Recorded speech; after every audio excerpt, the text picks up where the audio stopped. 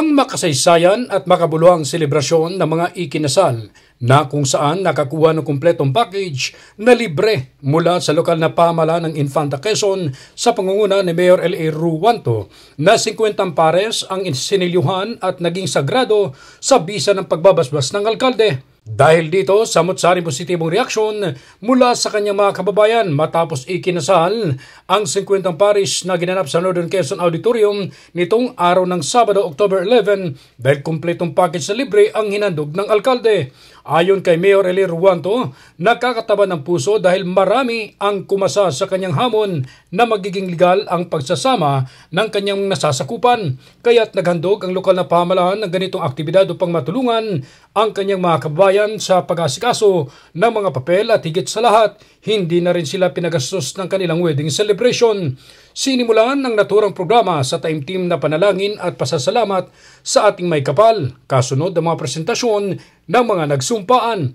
Kabilang sa mga libreng handog ni Mayor L.A. Ruanto ay venue, lechon baboy, dekorasyon, cake, regalo, grocery, isang sakong bigas, pati na rin ang pagkain.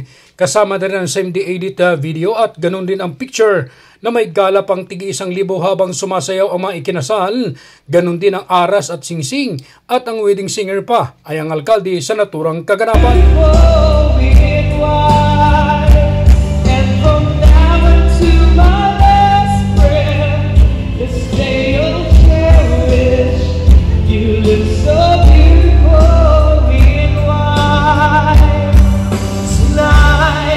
Naging guest wedding singer naman si Tina Paner na kinanta nito ang tamis ng unang halik na hinaharana ang mga bagong kasal kaya't bongga ang kanilang singer dahil sikat na artist galing pa sa Metro Manila.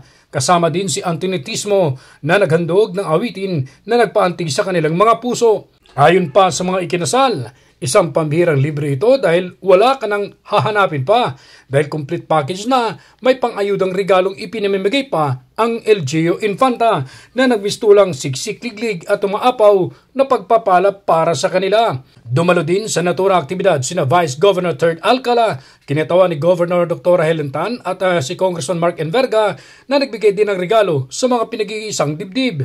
Kaya tanong tuloy ng karamihan sa mga gusto magpakasal ay kailan ulit at nang makapaghanda na sila sa kanilang sumpaan sa harap ng alkalde. Isa ito sa mga mithiin at mga pangarap noon ni Mayor L.A. Ruanto na ngayon ay damang-dama na ng kanyang mga kababayan ang ganitong pagpapahalaga ng pag-iisang dibdib na nabigyan ng saysay ang naturang selebrasyon.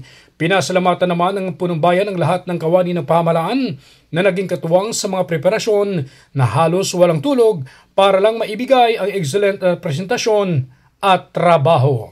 Hindi lamang ito basta isang marriage contract, ito'y habang buhay na panunumpa ng pagmamahal, nabi ko nga kanina, pangunawa, pag-intindi at pagpapatawad. Talagang doon umiikot yung mensahe natin sa kasal na ito.